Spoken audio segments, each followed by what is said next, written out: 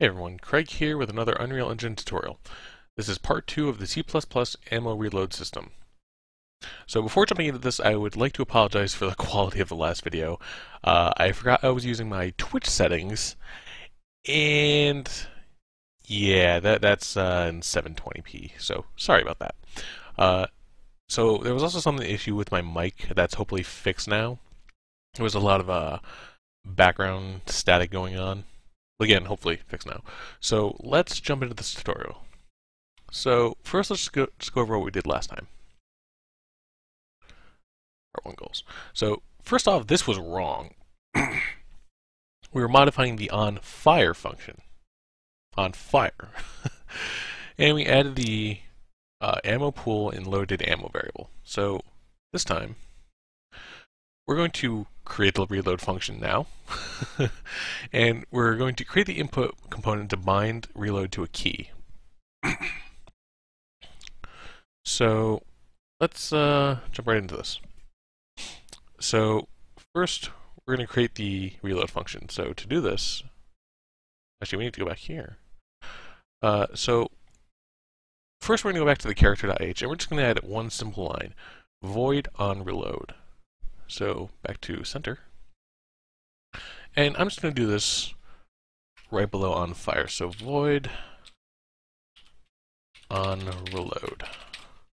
Now it's void because we're not going to be returning anything. This is just a function that just gets called.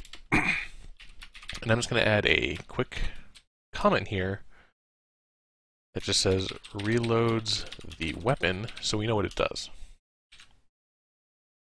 Simple enough. So we're going to go back to our presentation now. And next up, we're going to create the reload function itself. So in character.cpp, what we're going to do is we're going to create this function, and this code's from my test project, which I call Area 53, in case anyone's wondering why it says Area 53 there. So just let's go through this really quick. So first we're going to check if we have any ammo in the ammo pool. So if ammo pool is greater than or equal to 0, or less than or equal to 0, or loaded ammo is greater than or equal to 30, then we're just going to return because the gun doesn't need anything to go into it, or we don't have any ammo to load into it. Typo there that I'm just noticing now. So then we're going to check if we have enough ammo to meet what the gun needs. So we're just going to do a quick if ammo pool is less than, and we're going to do a little calculation of 30, which is the max amount the gun can hold, minus what's currently loaded into the gun. So if the ammo pool is less than that, what we're going to do is we're going to just set loaded ammo to the current loaded ammo plus the ammo pool, and we're going to just set that to 0. Or else, basically otherwise, it's just going to be ammo pool is equal to ammo pool minus whatever this number is, again down here. And loaded ammo, we're just going to set back to 30. So let's implement this. Sorry, I think I'm coming down with something, so yeah, sorry about that. So we're going to put this right below on fire. It's going to be void ammo cpp tutorial character, and it's going to be on load.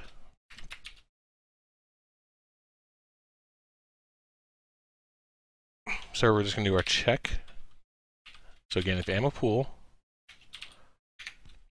is less than or equal to 0, or loaded ammo is greater than or equal to 30, we're just going to return from this. Otherwise, we're going to do if ammo pool is less than, we're going to put this in parentheses so it gets calculated first, 30 minus loaded ammo,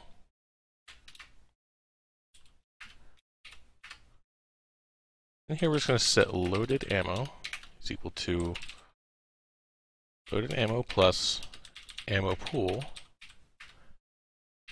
Ammo pool is equal to 0. So it's important that it happens in this order. Otherwise, if we set ammo pool first, we're just going to be adding 0 to this. So that isn't the case. What we're going to do is just going to say ammo pool equal to ammo pool minus, and again we put this in parentheses so that it will be calculated first, again order of operations, and the loaded ammo equal to 30. And that's pretty much it for that. So we're going to go back to our presentation. And so we have to set something in the we have to set up a binding for this.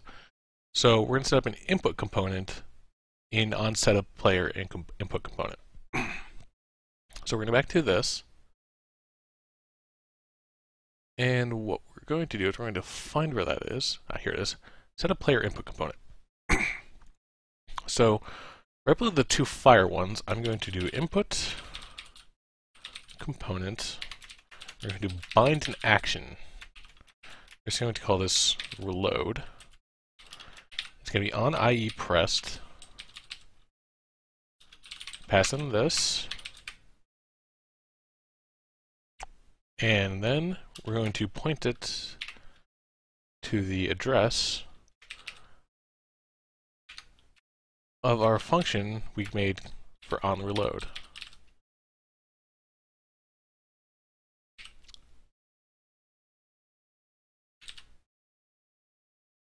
That should do it for there. Let's go ahead and build.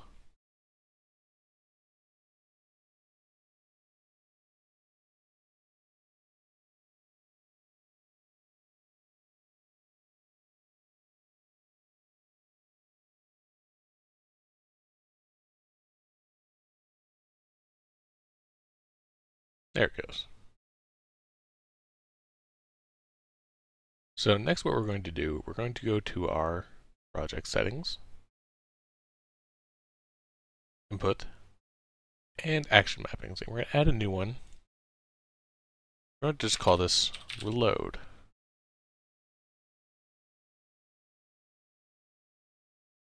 And we're going to add a key to this.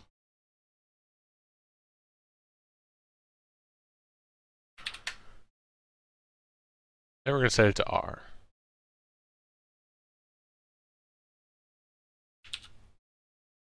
So it's going to go ahead and save. And we can close out of that. So now, should be able to play, and, wow, that's loud. So I'm just going to fire off whatever's in this clip. Alright, so clicking on not fire anymore. Hit R. And we've reloaded. And that's pretty much it for that part of it.